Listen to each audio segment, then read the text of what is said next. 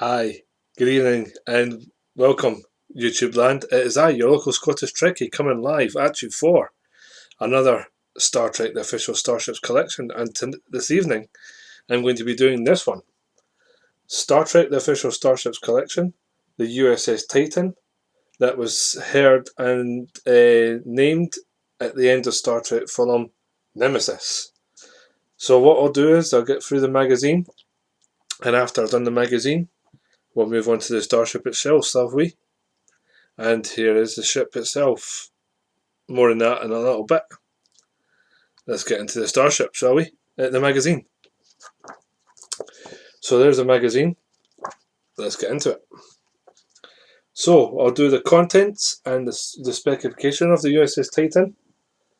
And also as well, it shows you how to mount it on its stand. And I'll show you that at the end of the video. So let's get into the contents. So the contents is the USS Titan and designing the USS Titan. So the USS Titan specification is its type, is its Deep Space Explorer. It was launched in 2379. Its crew is 350, and its top speed is Warp 9.9, and its weaponry is Type 11 phaser arrays and torpedo launchers, and its captain is William T. Riker. So you have the front view of the starship at the top, and you have three little images of the ship below. So you have the aft section with the impulse engine, underside with the deflector dish, and the back view with another impulse, and I think it's two smaller, yeah it is, two smaller impulse engines at the back on the sensor pod. So we have USS Titan. It was a lunar class, entered service after the Dominion War and was designed for deep space exploration. The USS Titan was in service for 2379. After the end of the Dominion War, it was designed to return to Starfleet's core mission of deep space exploration, and was placed under the command of newly promoted Captain William T. Riker. William T. Riker, who would later be promoted to Rear Admiral, and would make the Titan his flagship. The Titan had one of the most diverse crews in Starfleet's history, with less than 15% of the crew being human. And I think also as well in the crew manifest, we had Tuvok, and we also had Wesley Crusher, and Diana Troy was his first officer. Like all lunar class ships, it was named for a moon on Earth's solar system. The lunar class was put into development at Utopia Planitia shipyard in 2369 following the discovery of Bajoran wormhole, and it would intend to explore the newly discovered Gamma Quadrant. However, the Dominion War was forced to Starfleet to suspend the project in favour of more militaristic designs. Once the war was over, Dr. Ra Havrieli championed the design of the ship, which was completed between 2375 and 2379. At just over 450 metres in length, the lunar class was larger than an Intrepid class, but still considerably smaller than a Galaxy class starship. It has a crew of 350 and was designed to operate on long-range missions with controversial weaponry, including phasers and quantum torpedoes. Under Riker's command, it undertook one of the first diplomatic missions to Romulus after the fall of Shinzon, and established first contact with several species. That actually happened at the end of Star Trek Nemesis, because Captain Picard in the ready room asked Riker, he says, "Where's the Titan off to?" And Riker's response was, we're heading a party up to Romulus to see about moving diplomatic missions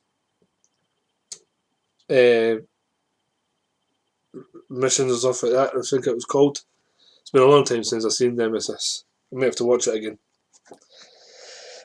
Also, Captain Riker was a veteran of Starfleet's flagships, the USS Enterprise NCC-80102 and D, where he had served as First Officer under Captain Jean-Luc Picard. Before that, he had served as First Officer on the USS Hood, NCC-42296, under Captain Robert De Soto.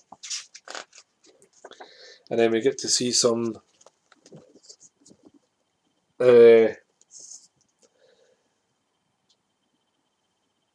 ship, so you get to see the upper, underside and the back. Also you get to see the sensor pod and the bridge, the back of the sensor pod, and also the bridge as well is there as well. The bridge is there as well.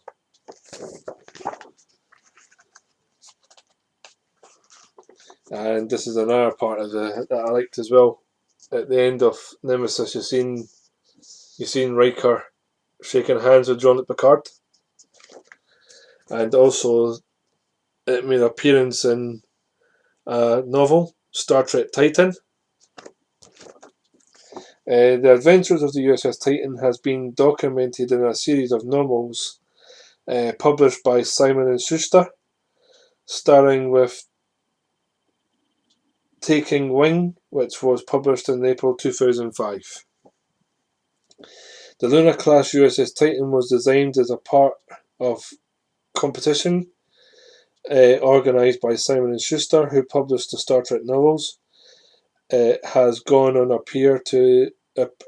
to appear in a touring exhibition of Ships of the Line calendar, comics, and Star Trek Online. And then we get to see some designs of this, how people would take the ship. But there we go. And then we get to see like a colour palette of the colour scheme of the ship up here. And then you get to see some like how it finally took part here and over here as well.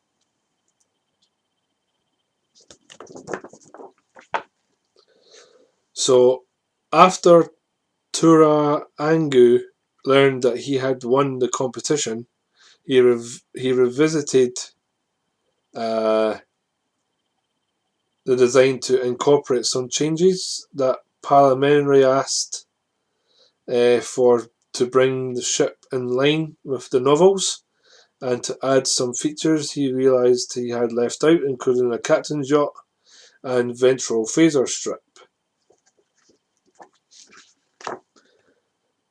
One of the things Toragru found the hardest was the design of the nacelles, and he experimented with several different looks.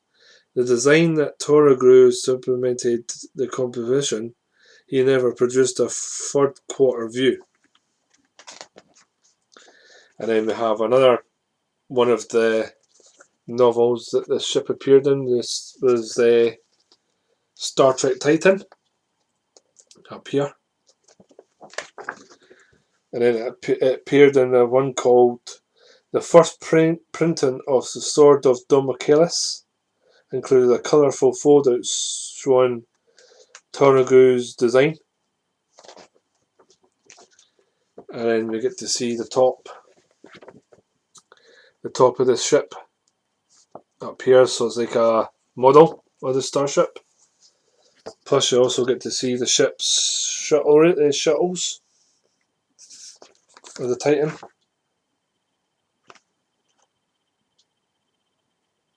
Oh, right, now I understand.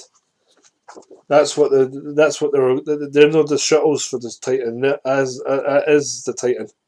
So they were going to make it like a shuttle, and then basically get to the starship. The more recent Star Trek novels featured an upgraded model of the USS Titan that was built by Tobias Richter. Torgu remembers that Richter called him when he was making his model in order to make sure that it was accurate as possible. And then we get to see the Titan's bridge, which it looks really cool. I think they're taking it from the same planet as Enterprise E, I believe. Torangru. I'm sorry if I'm pronouncing that guy's name wrong. I'm absolutely sorry. I apologise. What's it? Toragu also created a design for the Titan's bridge, which the novel said was a compact version of the Sovereign class bridge. He was keen to incorporate the tactical station from the Enterprise D. And then it's got Toragru created this design for a refit version of the Titan. After a 3D model maker, Mark Redemaker, talked to him about building a new version of the ship.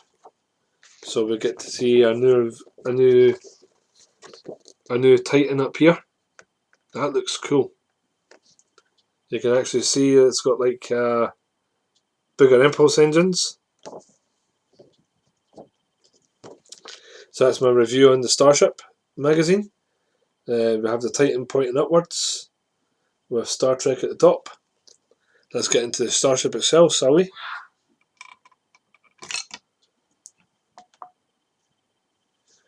So here is the USS Titan in her glory. So we have the Starship. We have its main deflector, clear warp buzzards. But the funny thing is though, they've never made these parts here clear. They've just painted them blue.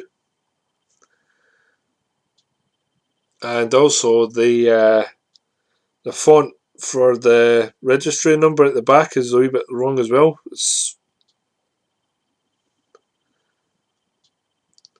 But notice that it's a really good Starship. It's really, really nice. So you've got the sensor pod up here, and you've got the Titan's bridge up here, and you've also got the registry number. So USS Titan, NCC-80102. And on the underside as well, you've got it as well. You've got there, and you've got USS Titan. It's a really good Starship. I mean, yeah, I quite like it. And also as well, my friend, and also a Star Trek reviewer, Tony Soundwave SG1, who's got an awesome channel again, impressive channel, Tony. He was saying that this is a Starship you would never actually see anywhere else. So like Hot Wheels never done one, Futura never done one. So again, this is what a thing that Eaglemoss are bringing to us. They're bringing ships that we actually ever get to see. So yeah, big shout out to Tony Soundwave, by the way. Big shout out.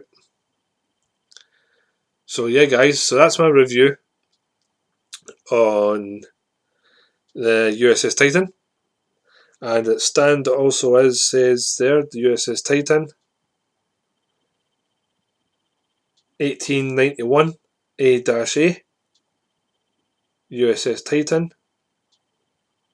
So when you're mounting it onto the stand, you want to have it so it goes in here.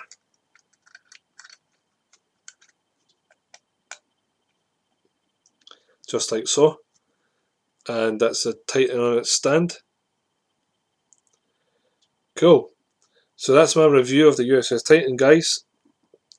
If you liked what I've done today, please give me the likes and share and subscribe to my channel.